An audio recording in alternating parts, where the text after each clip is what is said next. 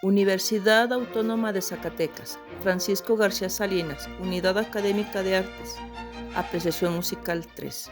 Esta es nuestra presentación Clasicismo. Tercero E. En este proyecto se hará una retroalimentación de todo lo aprendido durante el semestre en la materia de Apreciación Musical 3. Se explicarán los temas del rococó, características generales y musicales del clasicismo, formas musicales, nuevos instrumentos musicales, la escuela de Mannheim, compositores representativos como Haydn, Mozart y Beethoven. El término música galante se refiere a un estilo de carácter doméstico y burgués que tiene su origen en las galanterías de los clavecinistas franceses de principios del siglo XVIII y alcanzó su máxima proyección durante el tercer cuarto de siglo. El estilo galante se opone tanto a la complejidad de la música sacra como al virtuosismo de los estilos tardíos, aún vinculados con la práctica del bajo continuo. El rococó. La música galante responde al gusto y las necesidades del aficionado burgués y a las características de la música compuesta para el ámbito doméstico.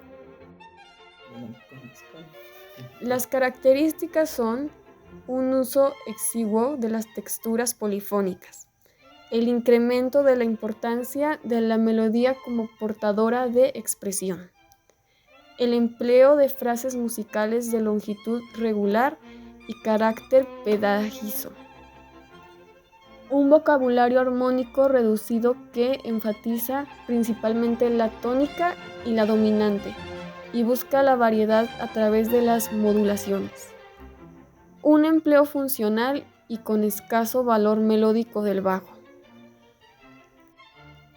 Fue de alguna manera una reacción contra la teatralidad de los géneros aristocráticos.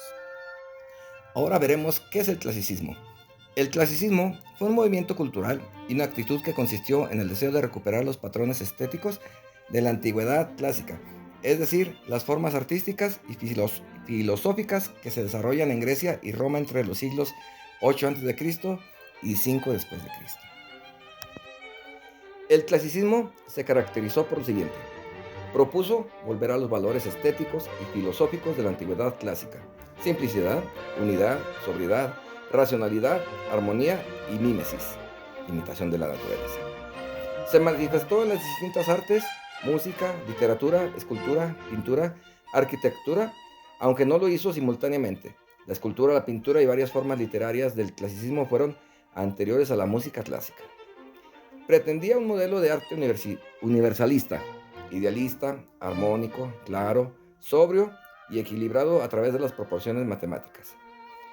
Durante el Renacimiento, el clasicismo se relacionaba con el ideal universalista del ser humano que conoce al mundo a través del intelecto. El clasicismo surgió en la Edad Moderna y afectó a todos los campos del arte, desde la literatura y la música hasta las artes visuales y decorativas, pero tuvo su apogeo en cada disciplina en diferentes momentos. El retorno al mundo clásico que proponía el clasicismo continuaba la línea trazada por el humanismo del Renacimiento. Floreció en diferentes momentos desde el siglo XVI en literatura, arquitectura y pintura, y en los siglos XVIII y XIX en la música. El clasicismo en las artes plásticas fue contemporáneo al manierismo y luego al barroco y el rococó. A todos se opuso en alguna forma. Permaneció como tendencia dominante casi hasta el final del siglo XIX, cuando fue desafiado por la ruptura moderna. Las principales características del clasicismo musical: composiciones objetivas que buscan el ideal de belleza mediante el equilibrio formal, línea melódica de carácter predominante sobre la armonía, destacando claramente sobre todo acompañamiento armónico de acordes y prescindiendo del bajo continuo de la música del barroco, estilo alegre y brillante, frases matemáticas y cuadradas formadas por dos semifrases melódicas de 4 compases cada una. Se presentan primero en forma suspensiva y después conclusiva, como pregunta-respuesta musical, formando frases simétricas de 8 compases, muy fáciles de apreciar y recordar. Ritmo regular dentro de una sencillez natural armonía poco compleja y eminentemente consonante, aparición de nuevos timbres y matices como consecuencia del mayor perfeccionamiento de la orquesta, predominio total de la música instrumental, nacimiento de forma sonata, sinfonía y concierto en su concepción actual, mayor democratización de la música al hacerse extensiva en un público más numeroso. Aunque en el clasicismo los músicos continuaron escribiendo misas y oratorios tan del gusto barroco, se produjo un notable auge de la música instrumental. También en esta época se sentaron las bases para el posterior desarrollo de la época, debido sobre todo a la estrecha relación que se estableció entre la música y las formas dramáticas. Los instrumentos en el clasicismo. Desaparecen la viola de gamba, el clavicordio, dulzaina, flauta dulce. Volverá a renacer en el siglo XX el bajón y laúd. Aparecen el piano, el arpellón y el clarinete. Alcanza la madurez el fagot, oboe y el contrabajo. En los instrumentos del clasicismo, durante este periodo musical clásico, surge el pianoforte, del italiano piano, suave y forte. Fuerte, que es una elevación del clavicordio, clavicémbalo y del clavecín. La novedad del pianoforte son los masillos asociados a cada tecla, que al golpear la cuerda permiten a la tecla volver a su sitio, dejando a esta cuerda vibrar libremente.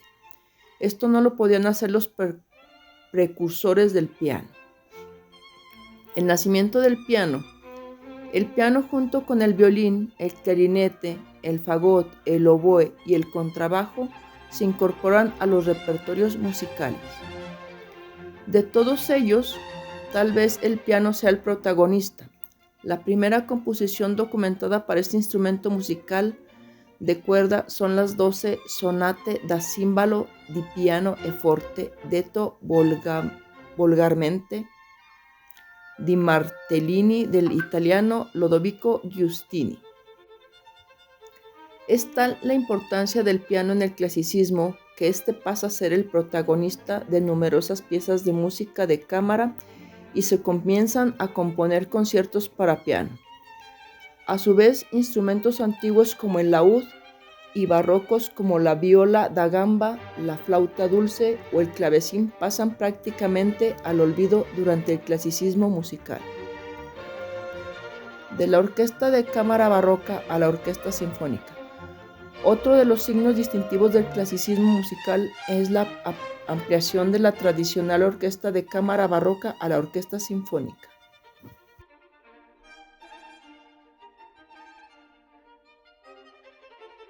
La escuela de Mannheim es un término que alude a las técnicas orquestales promovidas por los músicos de la corte de Mannheim en la segunda mitad del siglo XVIII, así como el grupo de compositores que escribían música para la orquesta de Mannheim y otras.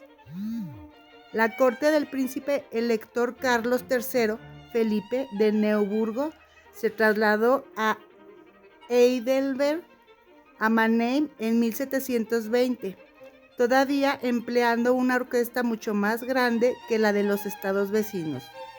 La orquesta creció aún más durante las siguientes décadas y se componía de los mejores virtuosos de aquel tiempo. El viajero inglés Charles Burney la describió como un ejército de generales, bajo la guía del maestro de capilla Carlo Grua. La corte tuvo algunos talentos como Johann Stamitz, considerado el fundador de la escuela de Mannheim en 1741 a 1742, quien llegó a ser su director en 1750. Las técnicas más notables de la orquesta de Mannheim fueron su tratamiento más individualizado de los instrumentos de viento y su famoso crescendo en el que participa la orquesta al completo.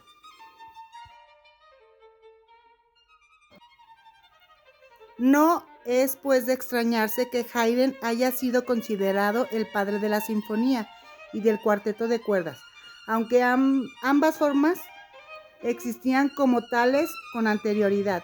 Por ejemplo, entre los músicos se le llamaba escuela de Mannheim. Fue el quien les dio una coherencia y un sentido que superaban el puro divertimento galante del periodo anterior. Si trascendental fue su papel en este sentido no menor, fue el que tuvo en el campo de la instrumentación, donde sus numerosos hallazgos contribuyeron decisivamente a ampliar posibilidades técnicas de la orquesta sinfónica moderna. Amadeus Mozart tuvo una estrecha relación con la escuela de Mannheim y pasó meses en la ciudad entre 1777 y 1778. En Mannheim, Mozart conoció a Cannabich, el maestro de la capilla de la ciudad, y a su hija Rosa, con quien Mozart se enamoró. En Mannheim, Mozart alcanzó la madurez como compositor de sonatas para piano. En Mannheim, Mozart compuso la sonata para piano número 7, que muestra el estilo y la severidad de la escuela de Mannheim. Mozart quedó hechizado por la vida cultural de la ciudad. La escuela de Mannheim fue la primera en introducir innovaciones de la música orquestal, como el crescendo de Mannheim, el cohete de Mannheim, el suspiro de Mannheim, los pájaros de Mannheim y la gran pausa. Ludwig van Beethoven, por su parte, es conocido por su estilo único y revolucionario. Sus composiciones marcan la transición entre el clasicismo y el romanticismo musical. Beethoven fue un maestro de las formas y estructuras musicales, pero también introdujo elementos innovadores y emocionales en su música. En conclusión, el clasicismo fue un periodo que marcó muchas diferencias para percibir las cosas, principalmente la música.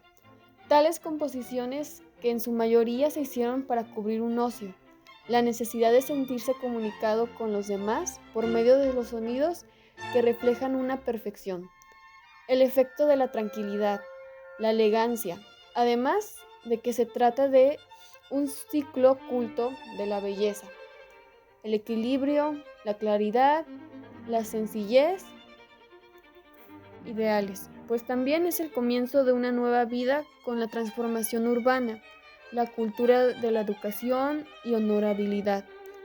Es el periodo más brillante de la historia de la música, sobre todo por sus exponentes como Haydn, Mozart y Beethoven.